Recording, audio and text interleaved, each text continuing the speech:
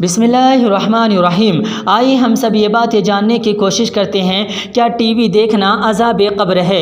آج جب ہم سب ٹی وی دیکھنے کے لیے بیٹھتے ہیں، اپنے کاروبار کو چھوڑ کر بیٹھتے ہیں، گھر میں جو عورتیں ہیں وہ اپنے کام کاج کو چھوڑ کر ٹی وی دیکھنے میں مشغول ہو جاتی ہے، بچے پڑھائی چھوڑ کر ٹی وی دیکھنے میں مشغول ہو جاتے ہیں، مرد حضرات اپنے کاروبار کو چھوڑ کر ٹی وی دیکھنے میں مشغول ہو جاتے ہیں، اور ہم یہ بھول جاتے ہیں کہ کل قیامت کے دن ہمیں ان کے بارے میں سوال کیا جائے گا۔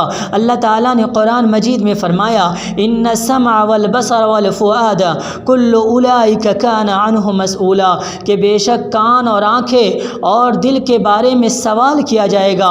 ذرا سوچے تو صحیح کہ کل قیامت کے دن ہم کیا جواب دیں گے جب اللہ ہم سے یہ سوال کریں گے، ہم نے تمہیں جو نعمتیں دی ہے کان کا، تم ان کا کہاں استعمال کیے ہو، اس کا کہاں کس طرح سے یوز کیے ہو؟ اس وقت ہم کیا جواب دیں گے کہ اللہ گانا سن کر آپ کی نعمتوں کا ہم نے استعمال کیا ہے، اللہ آنکھیں جو دی تھی ہم ٹی وی دیکھ کر آپ کے ان نعمتوں کا استعمال کیا ہے۔ ذرا سوچے اس وقت ہم کیا جواب دیں گے۔ اور رسول اللہ صلی اللہ علیہ وسلم نے فرمایا، سنن ترمذی کی روایت ہے اور یہ روایت حسن ہے، کہ رسول اللہ صلی اللہ علیہ وسلم نے فرمایا کہ کل قیامت کے دن میدان حشر میں، یعنی حشر کے میدان میں 5 سوال کے جواب جب تک آپ نہ دے دیں اس وقت تک آپ ہل نہیں سکتے ہیں۔ قیامت کے میدان میں، حشر کے میدان میں پہلا سوال یہ کیا جائے گا کہ اللہ نے آپ کو جو عمر دی تھی 60 سال 70 سال 80 سال، اس کو اللہ کی عبادت میں لگایا یا اسی طرح سے اللہ کی نافرمانی میں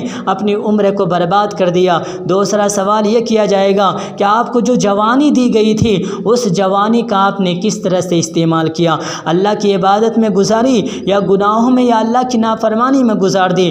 تیسرا اور چوتھا سوال یہ ہوگا کہ آپ نے مال کہاں سے کمایا، یعنی آپ نے مال و دولت جو کمایا ہے وہ حلال تھا یا حرام تھا؟ اور چوتھا سوال یہ ہوگا کہ اپنے مال کو آپ نے کہاں خرچ کیا، کیا حلال جگہ پر خرچ کیا یا حرام جگہ پر خرچ کیا؟ اور پانچواں سوال یہ ہوگا، آپ کو جو علم دیا گیا تھا، جو جانکاری جو نالج دیا گیا تھا، آپ نے اس پر کتنا عمل کیا؟